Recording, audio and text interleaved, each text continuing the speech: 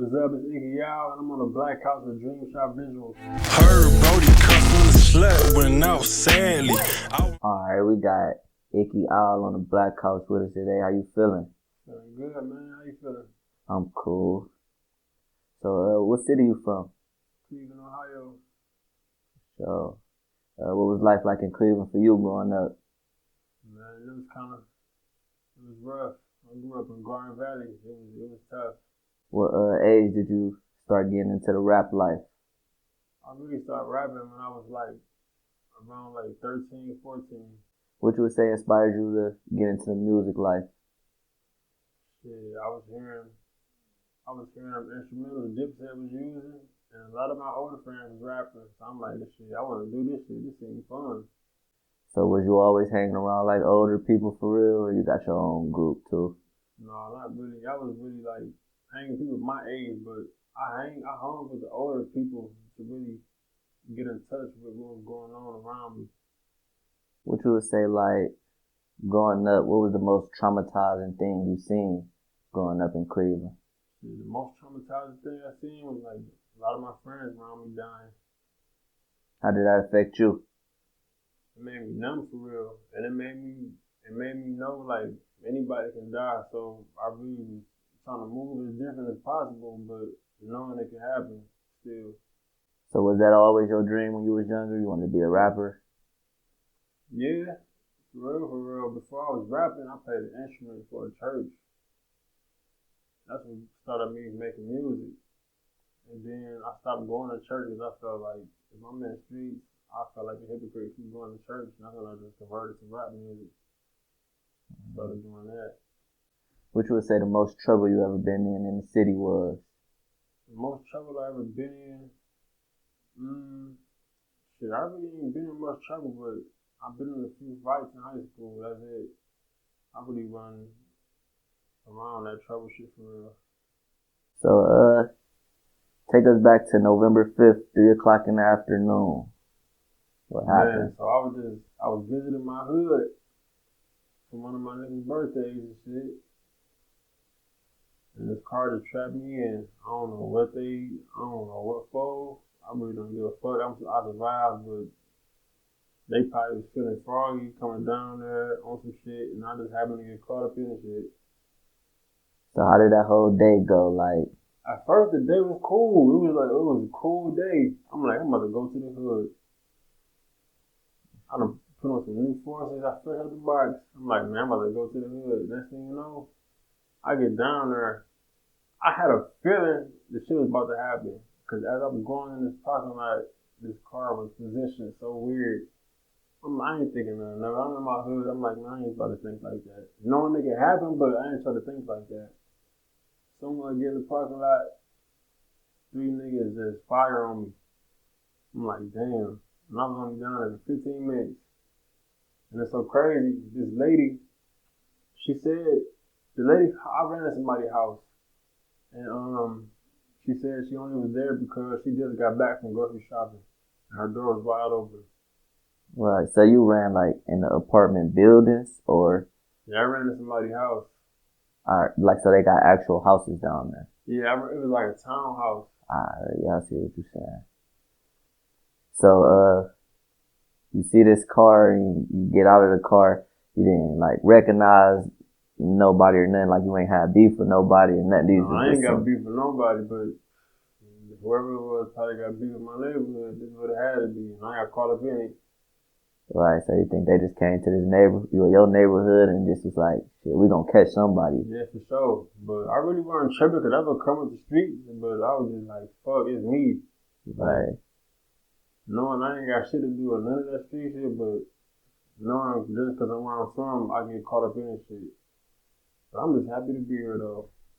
Right. So where was your guys at that you said you were supposed to be celebrating their birthday or visiting the hood to go visit? They was about 5 minutes away from me. So you was waiting for them to pull up with you? Oh no, I was about to go to them. Cause they was in the parking lot I was at, the only thing that was stopping us from seeing each other was the sidewalk. And I was going through the parking lot to walk up the sidewalk, but I ain't made it. Right. So how did it feel? How did you feel at that moment? I felt like I was about to die. And 3 went through, so I had 15 holes in me. I thought it was over with. I wanted to die. Somebody came in there and one of my niggas came in there and held my hand. I told him, bro, I'm about to die, fuck it. I just kept saying, I want to talk to my mother before I go, type shit. Did they get her on the phone for you? Nah, I ain't wanna hear her like that. Yeah. I thought I was really about to die, so I ain't really want to hear her last moments of talking to me, crying and stuff like that. But they told me I was gonna be cool though. I ain't believe it, cause after a while I got tired, I gave up, and I got hit everywhere too. So I don't know how I made it. So where all did you get hit? I got shot in my neck, my back, my stomach, my ribs, my right arm, my legs, and my private areas. For sure, and that's crazy that you can just remember it like clear as And day. I remember that shit like it was yesterday. And they told me I ain't get hit in no main arteries at all. That's what probably saved me. And I don't smoke or drink, and that could have saved me too. Oh, yeah. Yeah, the doctors, they had told me I passed away in the hospital during my surgery, but they brought me back though. I had to get a blood transfusion, and I had to get my heart pumped. You know how when they say like some people say like you can low key feel it when you going. Did you feel anything strange or? Oh yeah, I seen the light, and I seen like one of my homies that passed away. I seen him for like a flash for 1 second.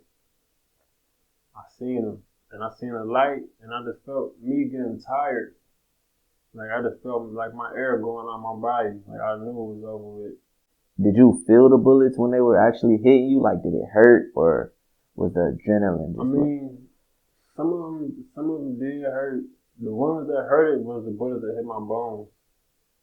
But other than that, the rest of them didn't hurt. I didn't even feel them for real. I felt like a pinch. And a few seconds after that, when the adrenaline went down, I just felt burning everywhere. That's how I knew I got shot a lot. What kind of gun did they say you get hit with? I got shot with an MP40. I believe. I got shot with a 9, and I got shot with some type of Glock. I don't remember.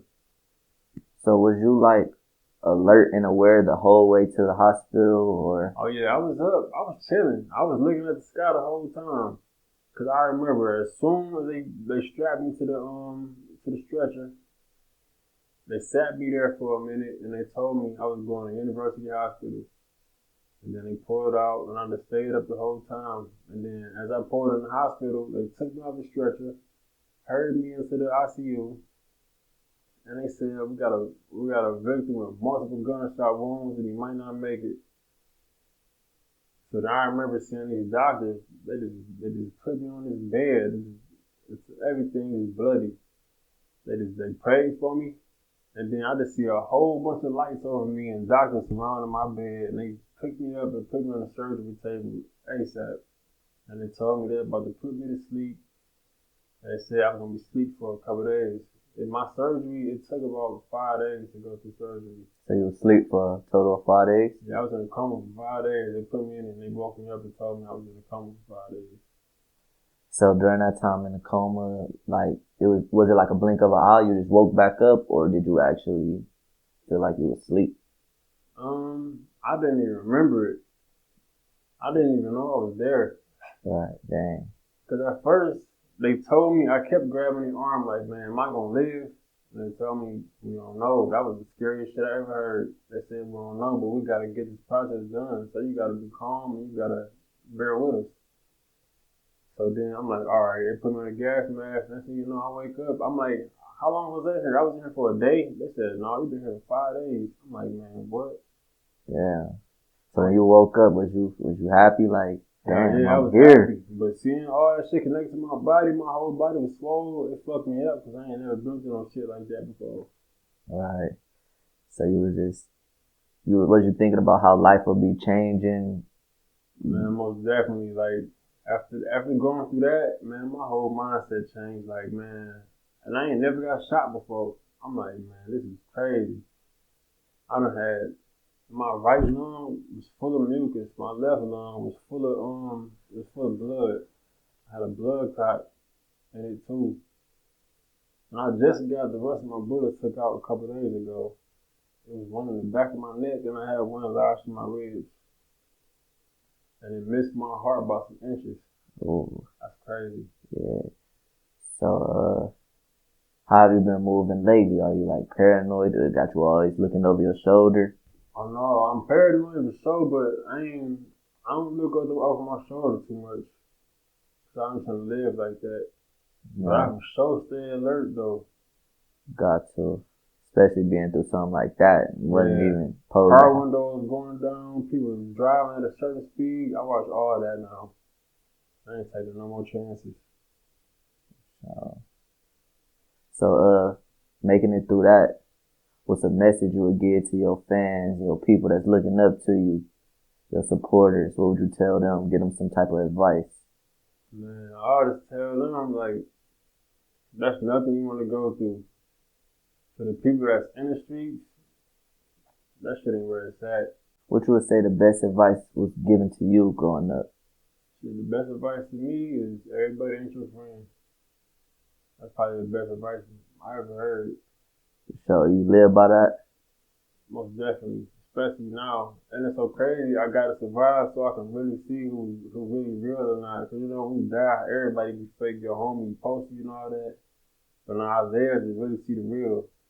Like further down the line in the hospital, I stopped getting calls, I stopped getting texts, people stopped checking on my mama and all that shit. So that's how I knew who was really real or not. Right. You know, if you was gone, they'd be posting you, right? Most definitely. It was people saying RP and everything. Damn. Members page even posting me. I had my people hit them up like, man, he is not dead. He is on a coma fighting. So at first, they told him I got shot 6 times. Then they said I got shot 10 times. Then they got the word I got shot 12 times. Like, it was a lot of crazy stories. How was the recovery process? Was it rough? Man, it was crazy. It was rough as ever, bro. 3 hours a day of therapy every day, and I was in the hospital for 115 days. I was in there for 4 months. I used to wake up. I had to do therapy about 3 times a day. I had to do physical therapy, mental therapy, and I had to do speech therapy because I had to learn how to talk again. Damn, how was that? She was frustrating, bro. The shit was sad. Like, I'm trying to get these words out, but I can't. It's like everything blocked up. It sounds like I'm crying every time I talk. I had to do a breathing treatment, like, every other hour of the day to clear up everything in there because it was so congested with mucus and blood clots and everything. And it took me about 2 months to even stand up. Damn. So did they even tell you, you know how sometimes they tell people like, all right, man, stuff's gonna be different. You ain't gonna be able to walk. You ain't gonna be able to... They told me all that. They told me there's a chance I'm gonna be paralyzed. Boy, hearing that, I was not having that shit. I was in my bed, moving my legs with my arm, cause this arm, I got shot twice in it and bullets went through, so this arm was out of commission. I'm using this one arm trying to move my legs and it wasn't working. I'm thinking I'm really about to be paralyzed. But I'm like, man, I'm gonna keep praying cause God got the last say so. Alright, definitely you got the last say so. And they got shot on my right hip. So I couldn't put no pressure on this leg. This is the only leg I can use. So when you was learning how to walk, was it just like trying to get the motion and trying to get the feel back, or was it actually hurting? It was hurting bad. Cause I recently found out that all your strength to walk comes from your stomach. And I got shot the most in my stomach. So it was so hard to walk. And when you stand up, it's like you holding up your own weight. So it's tough. So did you start off with like a walker? Yeah, I started off with a walker, yeah. And you're gonna fall a lot. I was falling a lot trying to walk too. But the more you do it, the better it gets. But it was tough though, because when I first started sitting up, the first therapy I started doing was sitting up in my bed. And since I got shot on my neck, it was hard to hold my head up. So every time I sit up, it would feel like I'm running out of breath. So I just had to lay right back down. It was a struggle. So how you feeling? How you feeling today? I feel good today. I feel like it never even happened. Oh, yeah. I can run and everything. That's crazy. I'm still heading though, but I feel like it never even happened for real. That's what's up, guys. So, back to the music side. You got any new music dropping after that? Most definitely, I got a whole mixtape coming out in a couple videos. What's the tape called, if you don't mind? It's called Blood on Carson. I called it that because that was the street I got shot on. On Carson? Mm-hmm. So, Some of the deepest music I ever made. have you ever been back to the scene since it happened, or? Oh yeah, I've been back down there a few times to really like kind of realization like I almost died down here. Right. I don't play my hood as much as I used to, but I've been down there to face reality though for sure. Was that a part of like the mental therapy part, or you just? Yeah. For sure. And when I'm down there, I get a lot of inspiration and made the type of music and put it on this tape. Right, definitely. So, you started making this music after your voice came back, right? Yeah. Yeah, I was in the hospital having my friends send me beats and stuff, just seeing what I was gonna use. So I didn't write anything in it because my mind wasn't on music for real. Oh yeah, that's what I was gonna ask next. So was you writing this tape or nah? I mean, I tried to write some of it, but my emotions, I really couldn't come to realization that I was shot, so I was so frustrated, I couldn't even think about writing no music. Like, some of the songs on the tape, I already recorded before I even got shot. It was based on stuff that happened like that, but not to me. So then when I came home out the hospital, I just went to the studio one day, they loaded me up on beats, and I just started going from there. So did you do any writing then, or everything was punched in? Yeah, everything punched in, because I feel like when you go through so much, you ain't even gotta write no more. You got a million things. I got a million things to write about. I don't even gotta touch a pen no more if I don't want to. For sure, yeah. I see what you're saying. Like, you ain't even gotta really think of it. It's already... Right, those are already there. Like, I just gotta pick a topic and just make it sound good. So, you got any upcoming performances or anything like that? Oh no, I ain't got no performances coming up. I'm trying to get my body all the way together before I get back into that. For sure. What you would say your most useless talent is? My most useless? Yeah. Like, what is your most useless talent? Something that you can do, but you don't really do it. Probably basketball. Oh, you I'm can hoop. 6'9", and I can shoot, but that was never nothing I wanted to do. Right. So you never wanted to be an athlete for real? Nah, I tried to play for high school, but it wasn't me. I instantly gave up. Yeah, you do got the size for it for sure. 6'9". Yeah, I'm like, man, I'm gonna do music. Have you been getting any like label calls, anything like that, or you rather stay independent? No, not yet. I ain't been getting no cars yet. But I don't want to be independent though. I most definitely want to sign a deal. If it's good. And with this story though, I'm gonna try to push this story as far as I can. For sure, yeah, because this is crazy. Like, you survived, you said 12 shots? Mm-hmm. Yeah, 12 shots, you don't get that often. People be gone after one. Exactly. Sometimes, you feel me? So that's definitely a blessing. You got any collaborations in the city that you would want to do or anything like that? I mean, shit, the only people that I want to make a song with in the city right now, I could probably say is probably Piggy and shit, my nigga, who got to, cause they rap about ratchet shit, and that's my favorite type of music is ratchet shit. For sure. And you said you don't drink or smoke, so you just be turned. Yeah, I just high off life. For sure. That's what's up, man. So, what can the people, the fans, what can they, expect next from you? They can expect this tape coming out. It should be coming out in June.